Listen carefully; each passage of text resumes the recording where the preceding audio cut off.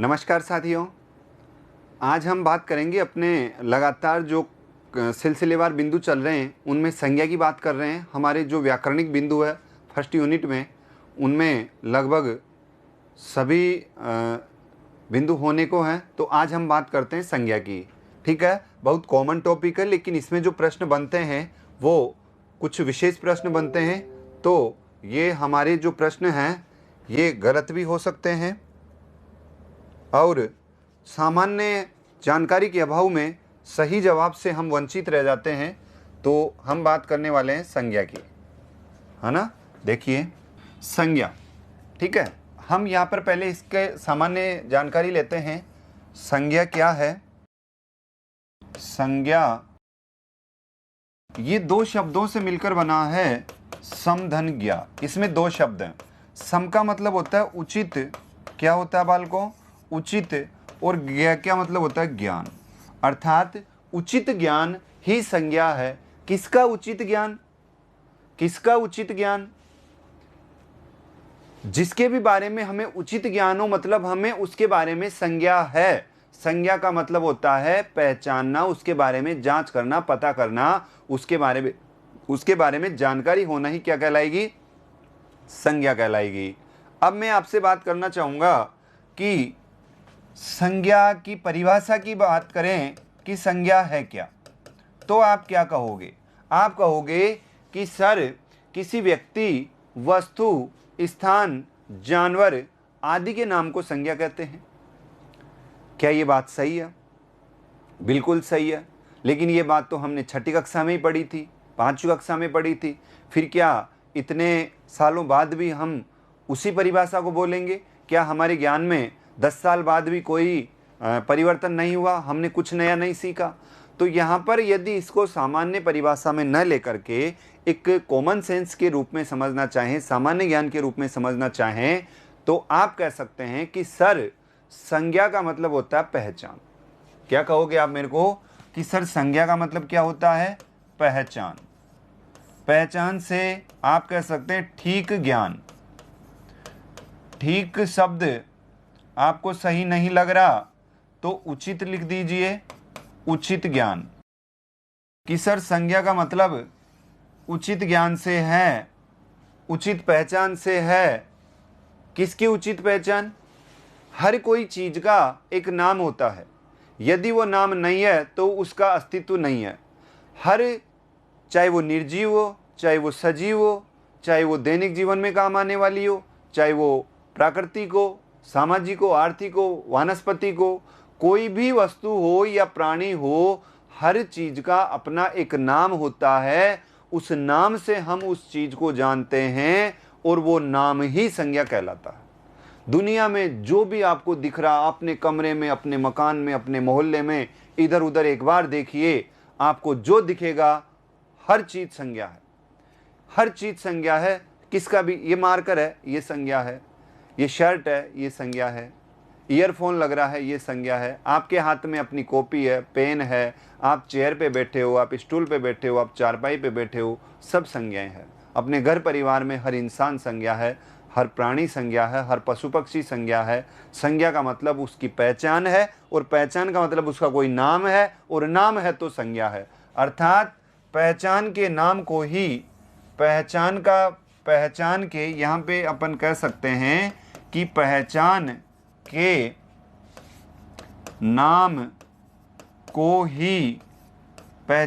नाम को ही संज्ञा कहते हैं। पहचान के नाम को ही क्या कहते हैं? संज्ञा कहते हैं। पहचान के नाम को ही संज्ञा कहते हैं। यह है संज्ञा। पहचान के नाम को ही संज्ञा कहते हैं। अब चलिए आगे बात करते हैं।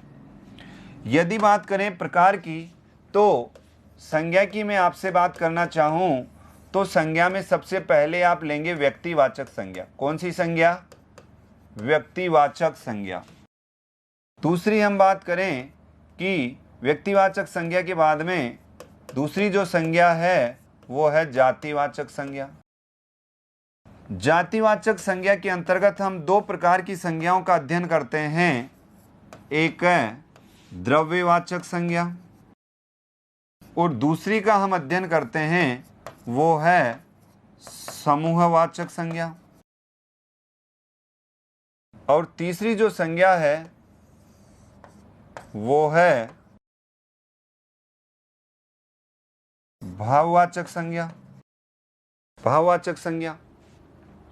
अब देखिए, यहां पर आपके सामने ये मुख्य प्रकार है, ये मुख्य प्रकार है और ये मुख्य प्रकार है, लेकिन बीच में आने वाले आपका द्रव्यवाचक और आपका समूहवाचक, ये दोनों मुख्य प्रकार नहीं है, ये दोनों जातिवाचक संज्ञा के अंतर्गत ही आते हैं। तो संज्ञा के मूल रूप की बात करें तो संज्ञा का मूल रूप या संज्ञा के मुख्य भेद 3 होते हैं। पहले बोलेंगे आप व्यक्तिवाचक, दूसरा जातिवाचक, तीसरा बोलेंगे भाववाचक।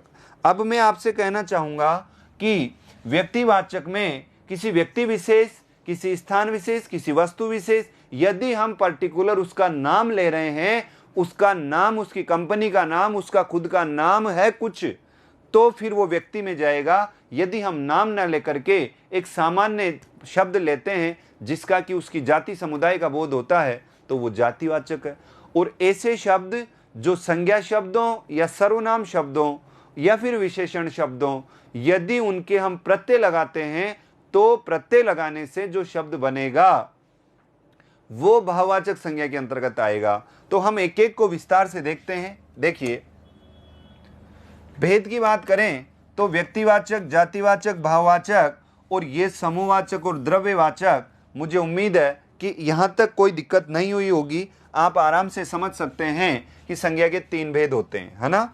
और यहाँ पर हम आगे बात करते हैं। व्यक्तिवाचक संज्ञा जिन संज्ञा शब्दों के द्वारा एक व्यक्ति विशेष, एक स्थान विशेष, जानते हैं आप, और एक वस्तु विशेष जहां पर नाम लिया जाता है, वो व्यक्तिवाचक संज्ञा होती है।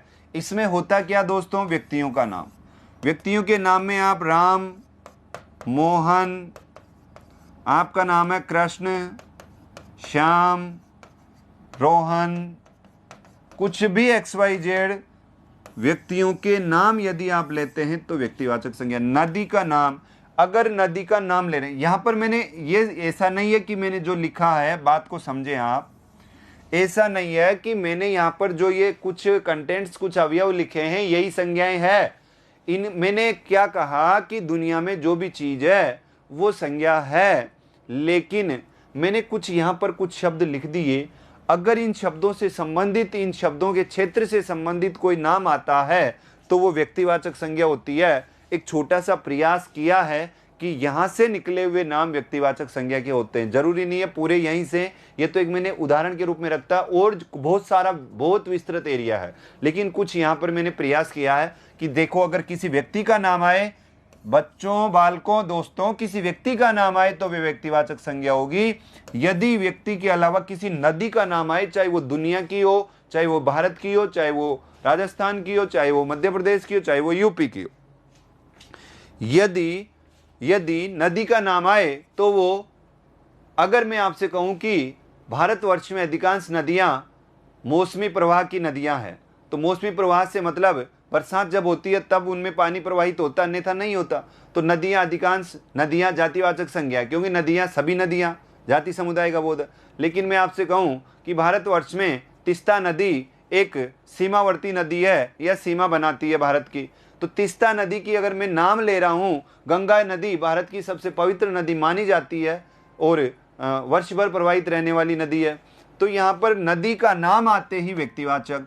पर्वत हो, पर्वत कोई सा भी पर्वत हो, सागर हो, हिंद महासागर हो, काला सागर हो, पीला सागर हो, पर्वत की बात करूं, हिमालय हो, अरावली हो, एटलस हो, सतपुड़ा हो, यदि नाम आ रहा है दिन का, यदि नाम आ रहा है कि सोमवार, तो सोमवार व्यक्तिवाचक संज्ञा है। दिन का नाम आ रहा है 26 जनवरी, 26 जनवरी व्यक्तिवाचक संज्ञा है ना। 26 जनवरी व्यक्तिवाचक संज्ञा है। महीन, दिन के अलावा आपके, अगर मैं आपसे कहूं पूर्णिमा, पूर्णिमा आपका व्यक्तिवाचक संज्ञा है। ये दिनों के ही तो नाम है ना। 26 जनवरी है, 15 अगस्त है, 7 नवंबर है, कोई भी आप दिन का नाम दे दीजिए तारीख दे करके, वो व्यक्तिवाचक संज्ञा है। सोमवार, पूर्णिमा, अमावस्या, सप्तमी, त्रयोदशी, ये सब अगर आते हैं तो ये व्यक्तिवाचक संज्ञा में जाएंगे। महीने का यदि नाम आता है तो महीने के नाम में आप समझिए कि यदि मैं आपसे कहूं कि श्रावण मास में व्रत उपवास ज्यादा होते हैं, पूरा श्रावण ही व्रत उपवासों में निकल जाता है, तो श्रावण की बात करूं तो श्रावण महीना है, नाम दे दिया एक। यदि मैं जनवरी की बात करूं कि जनवरी माह में सर्दी सबसे अधिक होती है, नाम दे दिया एक। यदि मैं आपके रमजान की बात करूं तो रमजान भी तो महीने का नाम है, चाहे वो कोई से भी समुदाय से संबंधित हो। तो मुस्लिम समुदाय में जो 12 महीने हैं उनमें से नाम आए, या फिर हिंदी महीनों में से नाम आए, या फिर अंग्रेजी महीनों में से नाम आए, आपके नाम कहीं से भी आए, महीने का यदि नाम आता है तो व्यक्तिवाचक संज्ञा है। ठीक है, आगे हमारी बात बढ़ाते हैं। महीना के बाद में आता साल। यदि मैं आपसे कहूँ विक्रम संवत 2077 में कोरोना महामारी आई थी। विक्रम संवत 2077 में कोरोना महामारी आई थी, तो विक्रम संवत 2077 क्या है? साल का नाम है। यदि मैं आपसे कहूं कि 2021 में या 2020 में दुनिया को संकटों का सामना करना पड़ा, तो 2020 क्या है? सन का नाम है। तो यहाँ पर इस तरह से कोई भी सन अगर लेते हैं तो साल क्या है? व्यक्तिवाचक संज्ञा में आएगा। अगर दिशा की बात करें तो आपको पता है कि ये जो ये केंद्र बिंदु माने तो हमारे पास ये दिशाएं होती है। ठीक है, ये दिशाएं होती है। इन दिशाओं के मध्य ये दिशाएं होती है, उपदिशाएं, है ना। तो इनमें हम बात करें तो आपके उत्तर, पूर्व, पश्चिम और दक्षिण, ये 4 मुख्य दिशाएं हैं। उत्तर, पूर्व, पश्चिम, दक्षिण। और इनकी उपदिशाओं की बात करें तो ईशान, वायव्य, नैस्त्रव्य और ईशान, और एक हो गई आग्नेय। ये हमारे उपदिशाएं हो गई। तो 4 इनमें से और एक ऊपर और नीचे 10 दिशाएं होती है। तो इनमें से कोई सी भी दिशा का नाम आए, जब इनमें से कोई सी भी दिशा का नाम आएगा तो आपके अगर नाम आता है तो वो व्यक्तिवाचक संज्ञा में आता है। दिशा का नाम, नगर का नाम, जो भी बड़े बड़े नगर हैं, छोटे नगर हों, नगर का नाम, समाचार पत्रों का नाम, जो भी समाचार पत्र चलते हैं, नवभारत है, टाइम्स ऑफ इंडिया है, आपकी राजस्थान पत्रिका है, नवदूत है, केसरी है, पंजाब केसरी, कोई सा भी आपके अगर समाचार पत्र का नाम आता है तो वो व्यक्तिवाचक में जाएगा। ठीक है, समाचार सुधा वर्षण की अगर हम नाम लें तो वो सब किस में जाएंगे? व्यक्तिवाचक संज्ञा में।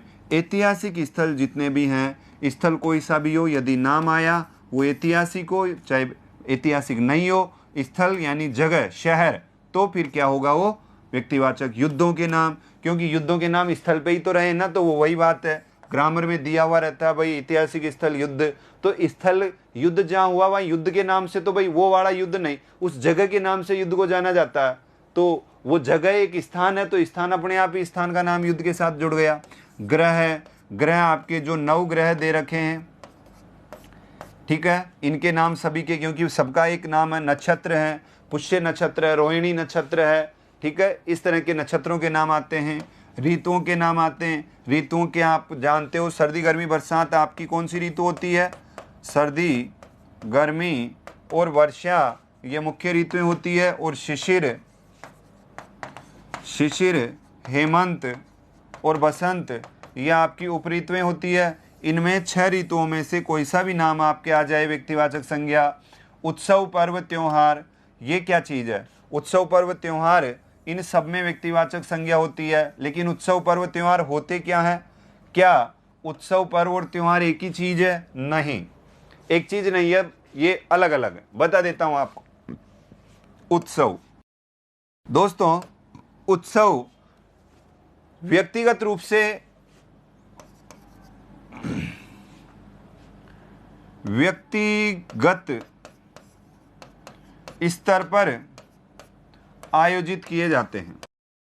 व्यक्तिगत स्तर पर आयोजित होते हैं, पारिवारिक स्तर पर आयोजित होते हैं, स्वेच्छा से आयोजित होते हैं उत्सव। यदि आप अपना जन्मदिन मना रहे हो तो वो एक उत्सव है, न तो वो त्योहार है, न वो पर्व है। तो आप जन्मदिन मनाओगे या नहीं मनाओगे या आपके पॉकेट पर निर्भर करता है, तो वो एक उत्सव है, उसमें कितना बड़ा आप आयोजन करते हो। आपके बच्चे का जन्मदिन है, वो उत्सव है। आप अपनी शादी की सालगिरह मना रहे हैं, वो उत्सव है। आप अपने दादाजी की पुण्यतिथि पर फिर दोबारा समाज या भाई बंधुओं या मोहल्ले वालों को आप आमंत्रित कर रहे हैं, तो वो उत्सव है। तो वहाँ पर अगर व्यक्तिगत स्तर पर आप किसी भी खुशी का आयोजन कर रहे हैं तो वो उत्सव के तहत आता है। पर्व क्या होते हैं? पर्व दोस्तों राष्ट्र से संबंधित होते हैं। राष्ट्र से संबंधित पर्व राष्ट्र से संबंधित इसलिए होते हैं कि जो पर्व होते हैं इनमें क्या होता है, ये राष्ट्र से संबंधित होते हैं, जिनमें आप 26 जनवरी लीजिए, 15 अगस्त लीजिए, हिंदी दिवस लीजिए 14 सितंबर, ठीक है, बाल दिवस लीजिए 14 नवंबर। तो यहाँ पर ये जो राष्ट्र से संबंधित जितने भी चीज़ें मनाई जाती है वो पर्व कहलाते हैं। त्योहार इसे कहते हैं त्योहार। त्योहार में क्या होता है, ये धर्म से संबंधित होते हैं। धर्म से संबंधित दोस्तों त्योहार धर्म से संबंधित होते हैं, और धर्म से संबंधित जितने भी आयोजन किए जाते हैं वो त्योहारों में रखे जाते हैं। वस्तुओं के नाम, जितने भी वस्तुएं हैं उनके नाम भी इसी के अंतर्गत आते हैं। तो ये व्यक्तिवाचक संज्ञा में आपने इतना जाना, समझा और समझने का प्रयास किया कि व्यक्तिगत रूप से हम जिनका नाम लेते हैं वो व्यक्तिवाचक संज्ञा होती है। व्यक्तिवाचक संज्ञा के शब्द कहाँ से निकल कर के आते हैं उसका मैंने कुछ विवरण आपके सामने रखा। इन सब चीज़ों का ध्यान रखेंगे, व्यक्तिवाचक संज्ञा होगी।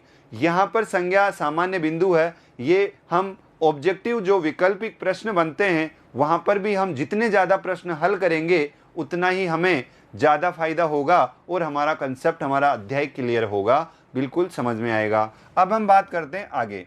देखिए, जातिवाचक संज्ञा। जाति में आप क्या करोगे, संपूर्ण जाति, वर्ग, समुदाय का बोध कराने वाले शब्दों को क्या कहते हैं, जातिवाचक संज्ञा कहते हैं। यदि मैं स्त्री बोल रहा हूं कि स्त्री समाज में एक अपना महत्वपूर्ण स्थान रखती है, स्त्री जातिवाचक संज्ञा है, क्योंकि किसी का नाम नहीं है, एक समुदाय है, एक जाति है। पुरुष वर्ग हमेशा से ही समाज में अपनी प्राथमिकता के लिए जाना जाता है, या पूरे पितृसत्तात्मक अवधारणा रही है भारतीय संस्कृति में पुरुष वर्ग की। तो ये पुरुष क्या है, एक जाति समुदाय है। हिंदू जाति समुदाय है, मुस्लिम जाति समुदाय है। अब हम बात करते हैं कि इन स्त्री पुरुष हिंदू मुस्लिम के अलावा आगे हमारे पास जो हैं, तो वो ध्यान रखिए, रिश्ते। जितने भी रिश्ते हैं वो सब रिश्ते किस में आते हैं, जातिवाचक संज्ञा में। देखिए, इसकी कोडिंग करते हैं। सबसे पहले आपको याद रखना है स्त्री, पुरुष और धर्म सभी जातिवाचक संज्ञा में आते हैं। दूसरी कोडिंग है रिश्तों के नाम।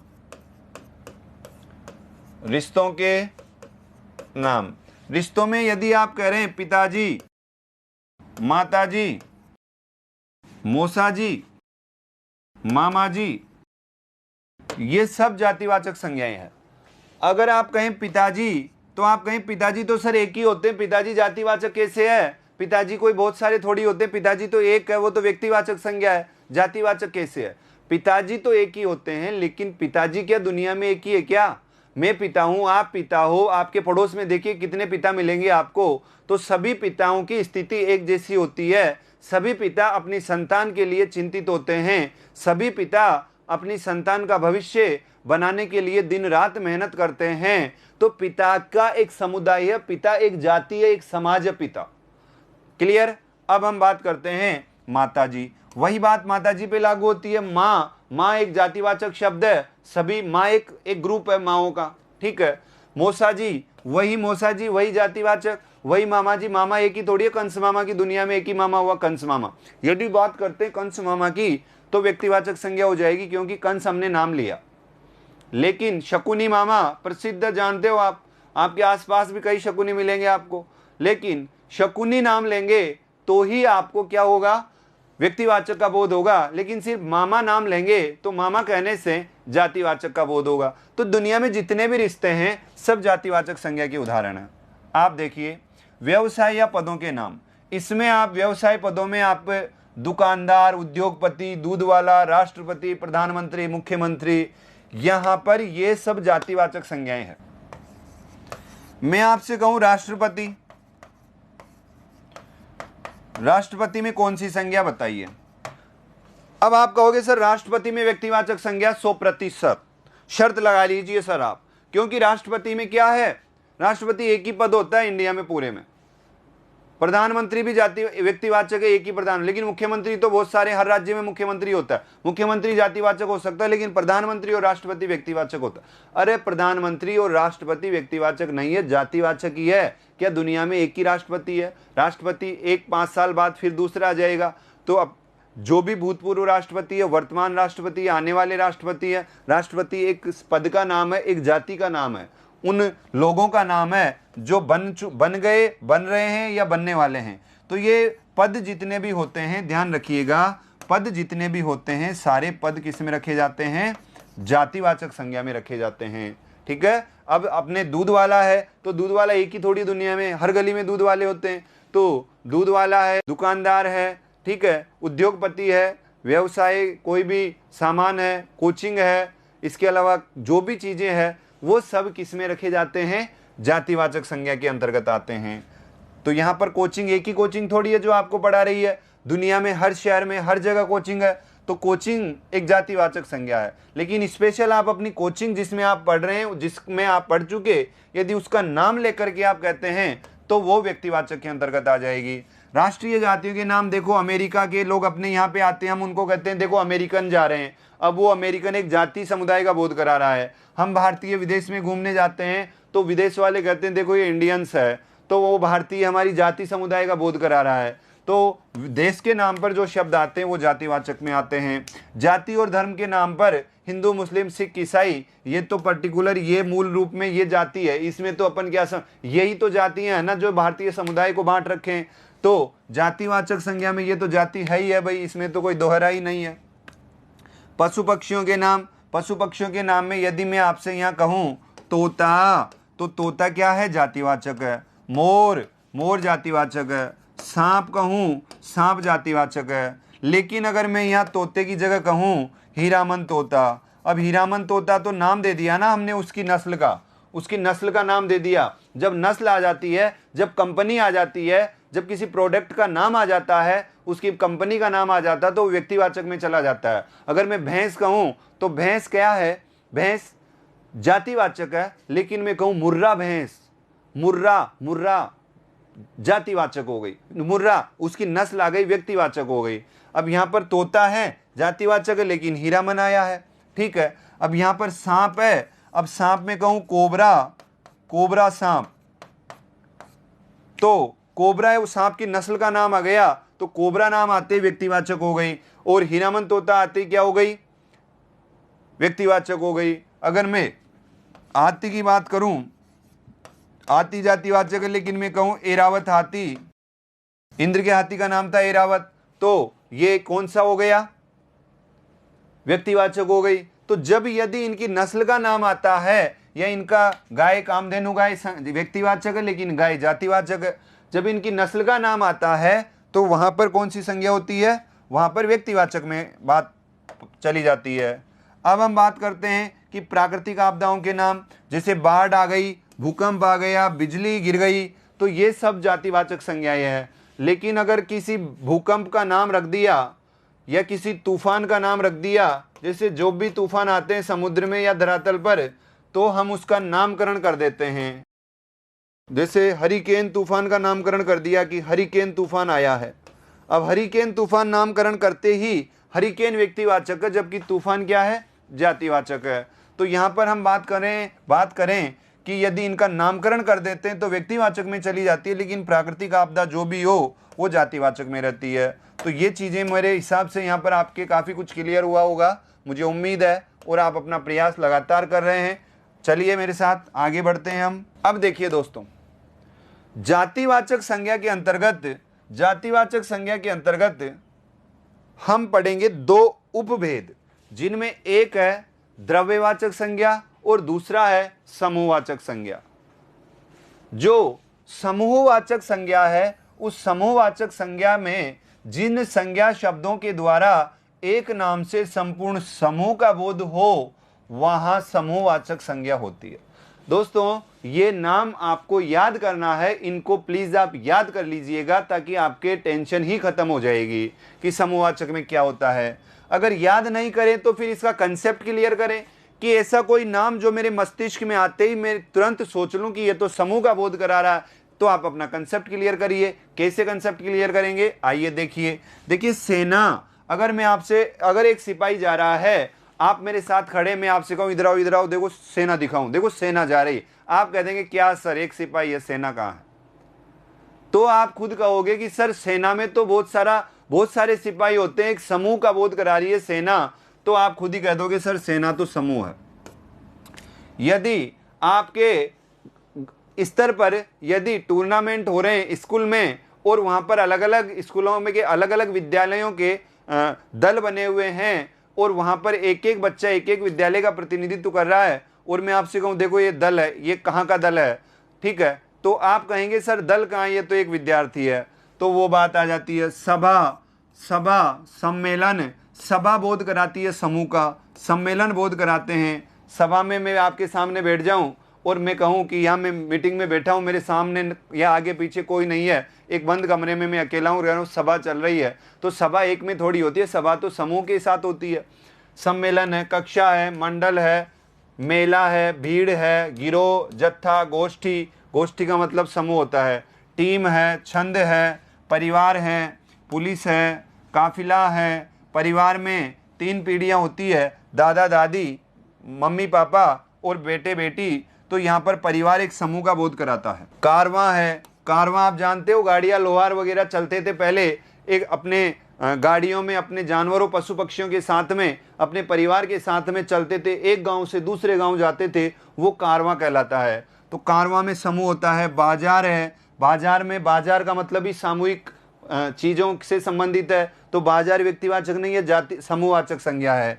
प्रदर्शन है, पार्टी है, इसके अलावा आप कह सकते हैं जमावड़ा है, सैलाब है। जमावड़ा, पक्षियों का जमावड़ा, आप कहें कि देखो यहाँ पर मैंने चुग्गा डाला और कबूतरों का जमावड़ा जम गया, और वहां पर एक कबूतर बैठा है और आपको सर जमावड़ा जम गया, तो आप खुद ही कहोगे जमावड़ा कहाँ है, तो एक कबूतर है, जमावड़े में तो बहुत सारे आते हैं।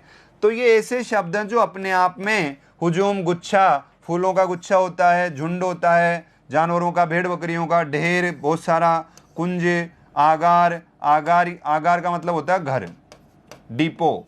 रोडवेज के पीछे आप देखते हो लिखा हुआ, जिस भी जिले की रोडवेज होती है उसके पीछे उसका डिपो लिखा रहता है, वो आगरा नहीं होता, ढंग से पढ़ना, वो आगार होता है। कई बार आपने देखा, मैंने भी देखा शुरू में, ये रोडवेज के पीछे आगरा डिपो क्यों लिखा रहता है, वो आगरा नहीं है, वो आगार है। और आगार का मतलब होता है घर, डिपो। वो रोडवेज का ठिकाना कहाँ है, उसकी सर्विस कहाँ होगी, उसकी ड्यूटी, ड्राइवर और कंडक्टर की ड्यूटी कहाँ से संचालित होगी, वो उसका केंद्र बिंदु है जहाँ से वो संचालित होती है, तो वो आगार है। तो आगार एक समूह का नाम है जिसमें बहुत सारी होती है। तो ये ऐसे शब्द जब आते हैं तो या तो आप 1-2 बार इनको पढ़ लीजिए ताकि आपके मस्तिष्क में इनकी प्रतिच्छवि बन जाएगी, थोड़ी थोड़ी समझ में आ जाएगा, या फिर सामान्य ध्यान रखिए कि अगर समूहवाचक शब्द आता है तो मैं वहां पर समूहवाचक संज्ञा करूंगा। अब हम अपनी आगे की संज्ञा की बात करते हैं। देखिए आगे हमारी संज्ञा है द्रव्यवाचक संज्ञा। द्रव्यवाचक में क्या होता है, जिन संज्ञा शब्दों के द्वारा पदार्थ की तीनों अवस्थाओं का बोध हो। पदार्थ की तीनों अवस्थाएं ठोस, द्रव, गैस। जिन संज्ञा शब्दों के द्वारा हमें ठोस, द्रव, गैस का पता चले, दूसरी बात धातु का पता चले, अधातु का पता चले, पदार्थों का पता चले, तो वो सब द्रव्यवाचक संज्ञाएं होती है। द्रव्य का मतलब होता है मेटेरियल, और मेटेरियल का मतलब होता है पदार्थ, और पदार्थ में खाद्य, अखाद्य, धातु, अधातु सब आते हैं। तो यहाँ पर बात करते हैं फल की। फल सब्जियां, घी, तेल, गुड़, चीनी, फल, ये खाद्य पदार्थ हैं। ये कैसे पदार्थ हैं? ये खाद्य पदार्थ हैं। और खाद्य पदार्थ किस में आते हैं? द्रव्यवाचक संज्ञा में आते हैं, ध्यान रखना। लेकिन अगर यहाँ पर आपके मैंने गेहूं लिखा तो गेहूं द्रव्यवाचक संज्ञा है, लेकिन मैंने लिखा गेहूं का अगर मैंने कोई किस्म का नाम दे दिया, जैसे लोकवन मैंने लिखा, लोकवन गेहूं, तो यहाँ पर ये किस्म का नाम आ गया। किस्म का नाम आते ही ये व्यक्तिवाचक हो जाएगी। अगर किस्म आती है तो व्यक्तिवाचक हो जाएगी। अब हम बात करते हैं ठोस की, जिसमें आप मिट्टी, सोना, वृक्ष, लकड़ी, कोयला, ये सारी चीज़ें द्रव्यवाचक में आ जाएगी। द्रव की बात करें, पानी, दूध, तेल, ये पदार्थ जितने भी होते हैं वो सब द्रव्यवाचक में। गैस में आपके भूकंप से संबंधित वायु, नाइट्रोजन, ये किसमें? ये भूकंप यहाँ पे नहीं आएगा, ये भूकंप गलत लिखा हुआ है, इसको आप हटा दीजिए क्योंकि प्राकृतिक आपदा है, ये जातिवाचक में आते हैं। लेकिन वायु और नाइट्रोजन जितने भी गैसीय पदार्थ हैं वो सब इसमें आते हैं। इसको मिटा देते हैं हम भूकंप को। हीलियम, वायु, नाइट्रोजन, इस तरह आप नाम दे सकते हैं। अब हम बात करते हैं क्या? नोट, ये भी एक वचन में ही आती है क्योंकि ये गणनीय नहीं होती। ये जो द्रव्यवाचक संज्ञाएं हैं ये एक वचन संज्ञाएं होती है। एक वचन क्यों होती है? क्योंकि ये काउंटेबल नहीं होती। जैसे गेहूं, घी, तेल, गैस, ये सारी चीज़ें, सोना, मिट्टी, पानी, ये गणनीय नहीं होती, तो ये एक वचन होती है। कहने का मतलब द्रव्यवाचक संज्ञाएं एक वचन में होती है अधिकतर, ये बात आप ध्यान रखें। पहचान, ये शब्द सदा मापतोल के होते हैं। ये भी चीज़ आप ध्यान रखें कि एक वचन होती है और मापतोल होते हैं, मतलब ये परिमाणवाचक विशेषण वाली बात होती है।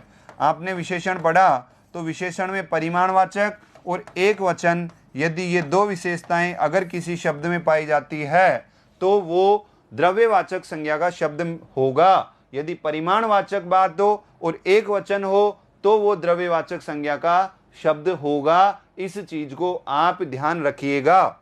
आगे देखते हैं। चलिए साहब, अब मुझे आप बता दीजिए, आपने व्यक्तिवाचक संज्ञा पढ़ी, जातिवाचक संज्ञा पढ़ी, समूहवाचक संज्ञा पढ़ी और द्रव्यवाचक संज्ञा पढ़ी। अब बता दीजिए जातिवाचक संज्ञा नहीं है। जातिवाचक किसमें नहीं है? शेषव, लोहा, लकड़ी और पुस्तक। जातिवाचक संज्ञा नहीं है। तो जातिवाचक पूछ रहा है ये। शेषव में मूल शब्द है शिशु, और शिशु के अप्रत्यय लगाने से बना शेषव, तो ये बन गया भाववाचक संज्ञा का शब्द। लोहा एक धातु है और ये धातु होने की वजह से है द्रव्यवाचक संज्ञा। कौन सी संज्ञा? द्रव्यवाचक संज्ञा। ठीक है दोस्तों।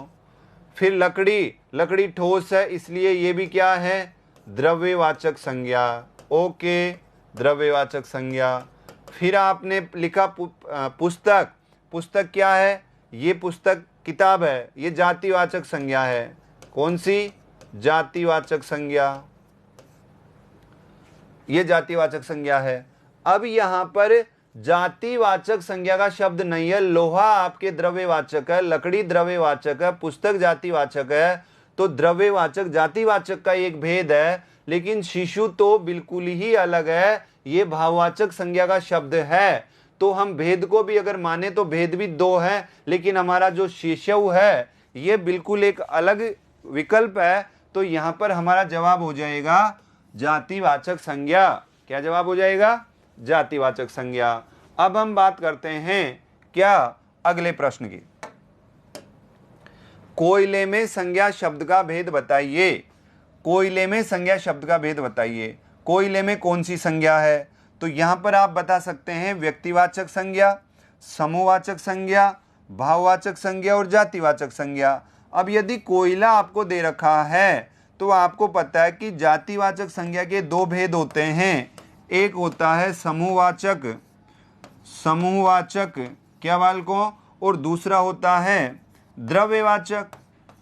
आपको पता है कि एक कोयला, लकड़ी, सोना, चांदी, खाद्य, अखाद्य पदार्थ, ये सारे द्रव्यवाचक के भेद माने जाते हैं। तो द्रव्यवाचक किसके अंतर्गत आती है? जातिवाचक के। तो कोयला में संज्ञा शब्द का भेद बताइए।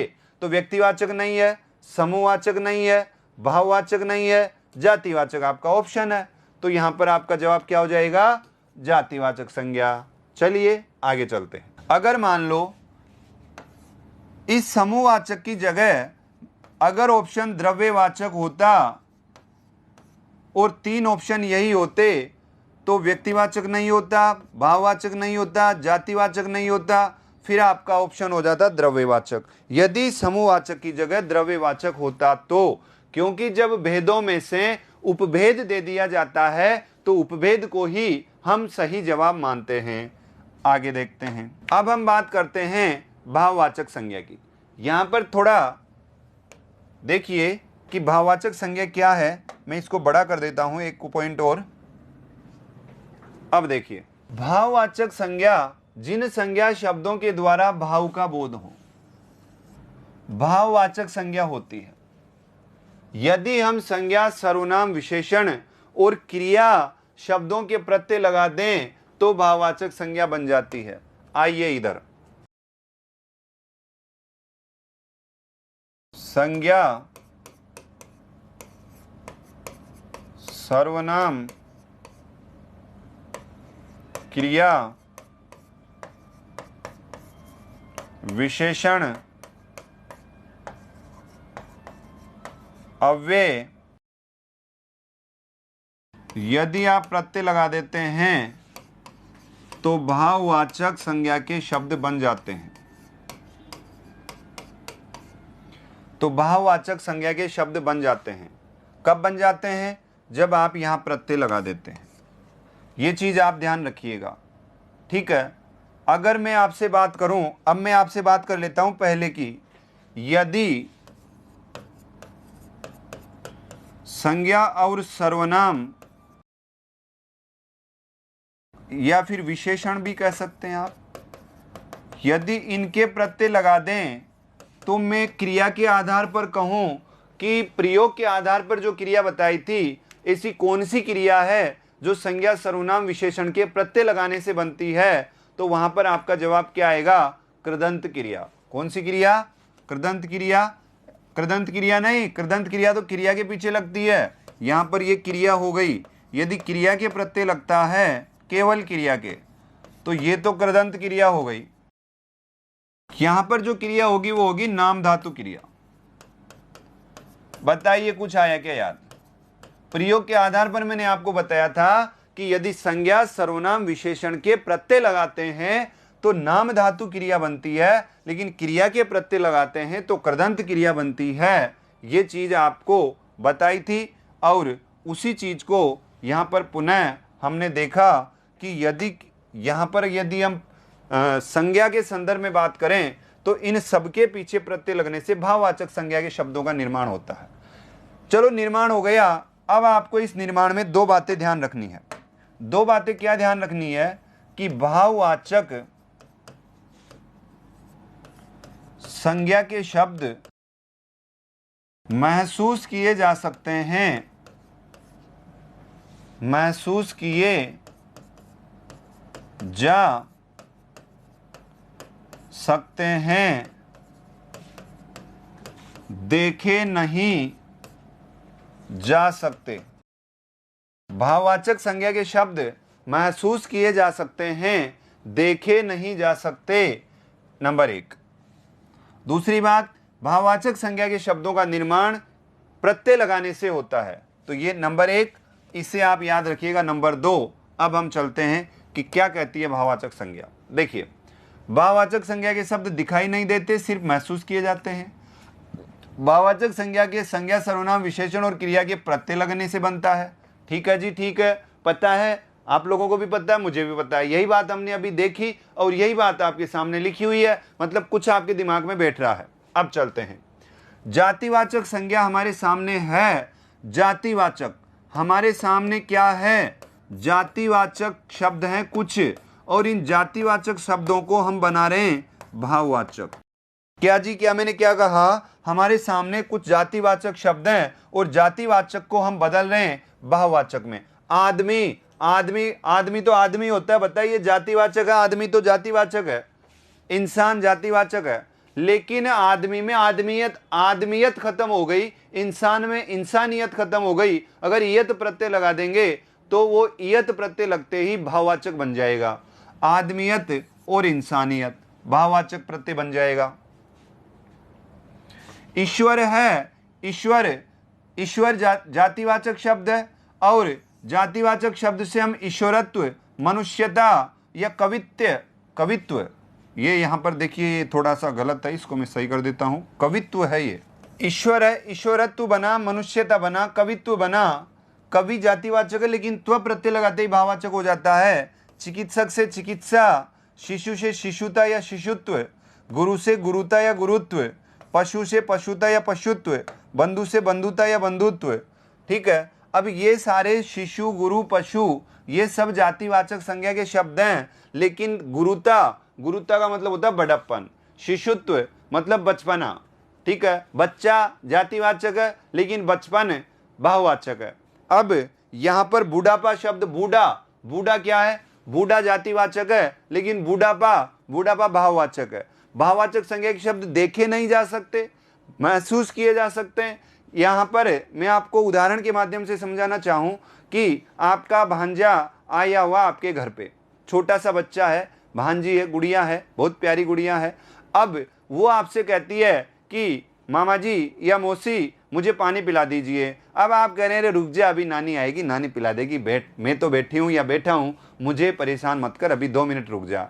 तो आप उसको अपना आलसीपना लगा करके या लापरवाही करके आपने बालक को या बालिका को पानी नहीं पिलाया और उससे इंतजार करवाया। लेकिन वही बालक कुछ देर बाद अपने कमरे में जाकर के, जहां पर अपनी मम्मी बैठी हुई है, तो माँ को बोलता है नानी जी मुझे पानी पिला दीजिए। तो नानी एक झटके में खड़ी हो जाती है और नानी बोलती है मैं अभी लाई मेरे बेटे के लिए पानी।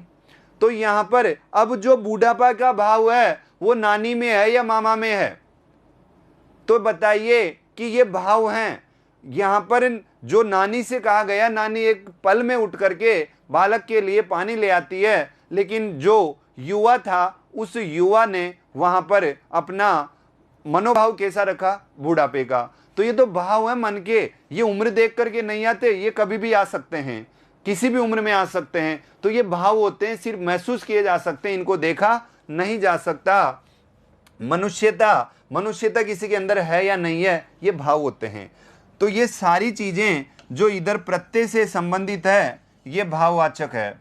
अब देखिए, युवक तो दिखता है, कुमार आपको दिखता है, नेता आपको दिखता है, बच्चा आपको दिखता है, लेकिन यौवन नहीं दिखता, कौमार्य नहीं दिखता, नेतृत्व नहीं दिखता, बचपन नहीं दिखता। यदि इनके हम प्रत्यय लगा देते हैं, यौवन, कौमार्य, नेतृत्व और बचपन, तो यहां पर ये सारे भाववाचक संज्ञा के शब्द बन जाते हैं। आगे बात करता हूं आपसे।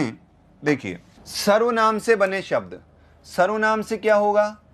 अहम से बना अहंकार, सर्व से बना सर्वस्व, अपना से बना अपनत्व या अपनापन, पराया से बना परायापन, मेरा से बना मेरापन, मुझे, इस तरह से, निज से बना निजत्व, निजता। ये विशेषण से आ गई भाई। मीठा, उचित, परिष्कृत, खट्टा, पीला, मीठा, वीर, ये विशेषण है, लेकिन मिठास, औचित्य, परिष्कार, वीरत्व, खट्टापन, पीलापन, ये इधर जो प्रत्यय युक्त शब्द हैं, ये प्रत्यय युक्त शब्द भाववाचक संज्ञा के हैं, भाववाचक संज्ञा के हैं। क्या समझा आपने? यदि ये सारे सर्वनाम हैं, दोबारा देखिए, ये यहां से ये सर्वनाम है, इन सर्वनाम के यहां पर मैंने इधर क्या लगा दिया? प्रत्यय लगा दिया। कैसा प्रत्यय लगा दिया?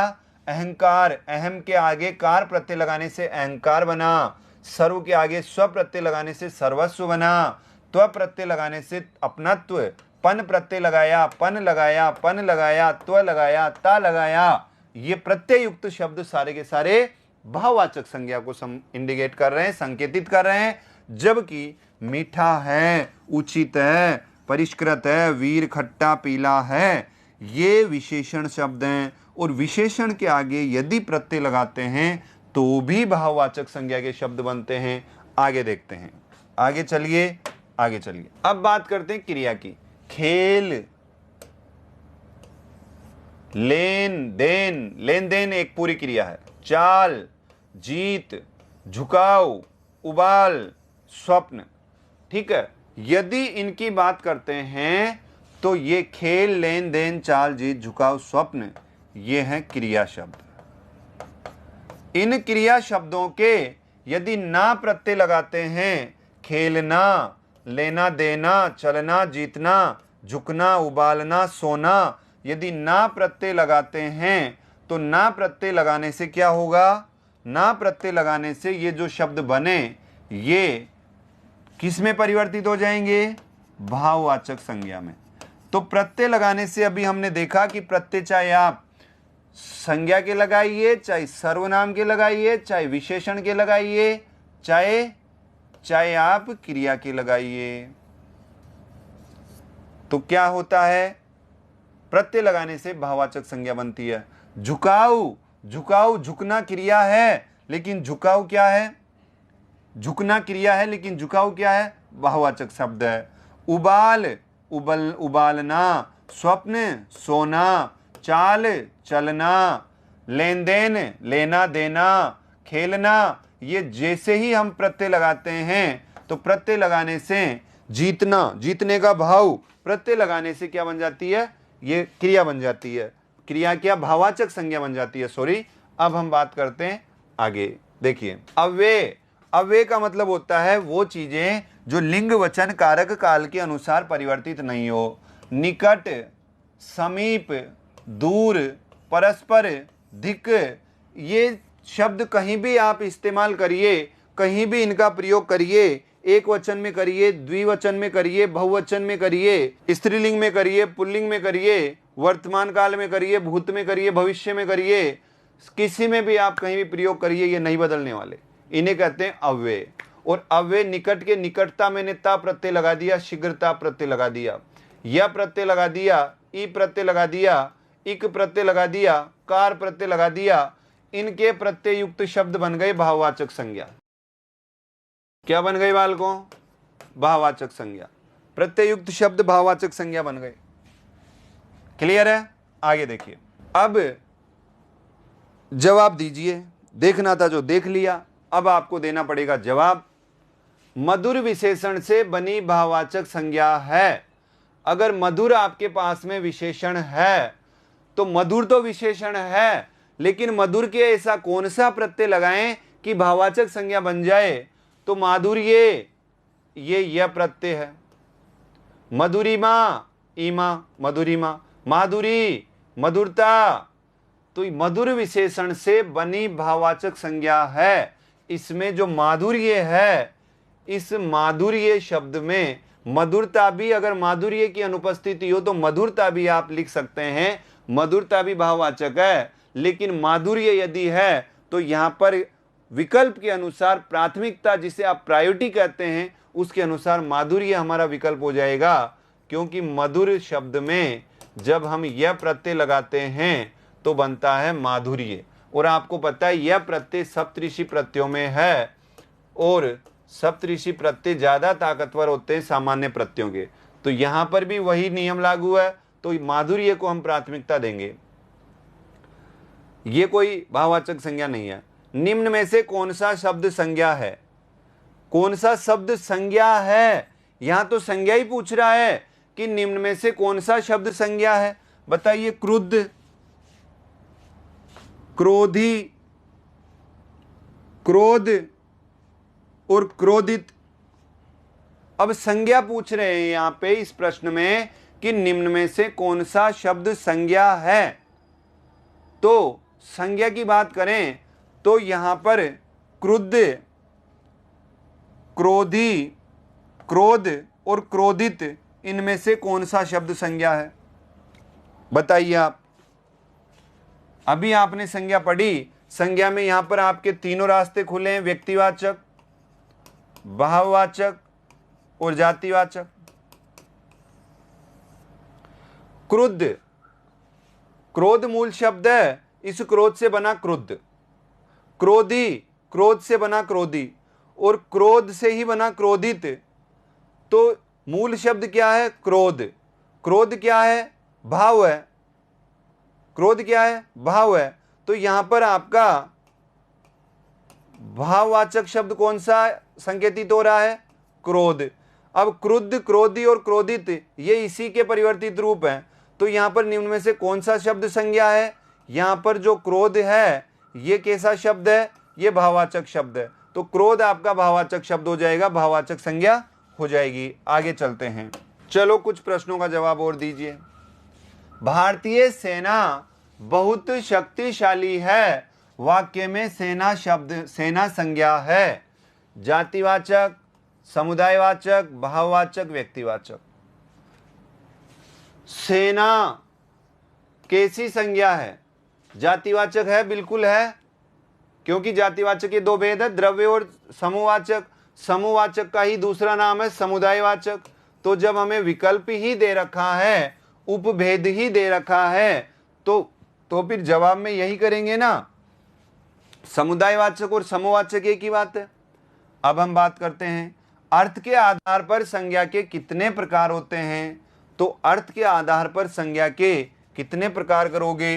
अर्थ के आधार पर संज्ञा के 5 प्रकार होते हैं, क्योंकि व्यक्ति का अर्थ अलग होता है, जाति का अर्थ अलग होता है, समूह का अर्थ अलग होता है, द्रव्य का अर्थ अलग होता है और भाव का अर्थ अलग होता है। यदि अर्थ के आधार पर पूछे तो 5 भेद करने हैं, लेकिन आपसे पूछे मूल भेद या संज्ञा मूलतः लग जाए, मूलतः कितने प्रकार की होती है, मुख्यतया कितने प्रकार की होती है, संज्ञा के भेद कितने होते हैं, तो सामान्य कुछ नहीं दे, भेद पूछे तो आपको 3 करने हैं। लेकिन अगर अर्थ दे दिया तो जहां पर अर्थ दे दिया वहां पर आपको 5 भेद करने हैं, क्योंकि अर्थ के आधार पर तो 5 हैं, लेकिन उनको मूल भेद में अगर हम बांटे तो 3 ही भेद हमारे सामने होते हैं।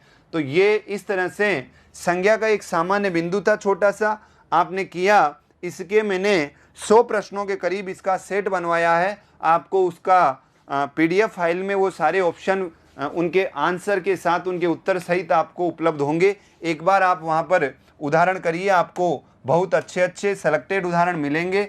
अब हमारा जो अगला बिंदु है उसकी बात हम करने वाले हैं कल। आज तक के लिए हमारा संज्ञा का जो बिंदु था वो पूर्ण हो चुका। कल हम मिलते हैं लिंग और वचन को लेकर के, जो कि एक सामान्य ज्ञान का बिंदु है वो भी, लेकिन उसमें भी कुछ सामान्य बातें जब तक हमें ध्यान नहीं होगी तब तक हम गलती कर सकते हैं, गलती करने की संभावना होती है। और आपको पता है कि जब गलती करते हैं तो गलती से हमें अनुभव आता है, और अनुभव से हम सही निर्णय लेते हैं, और सही निर्णय से हम सफलता की ओर बढ़ते हैं। तो ये चीज़ें आप बिल्कुल सीखिए और लगातार बने रहिए, लगातार पढ़िए। आपका उज्जवल भविष्य की मैं कामना करता हूँ, और आप उसके लिए कर्म करिए। ठीक है, सफलता आपको जरूर मिलेगी। धन्यवाद।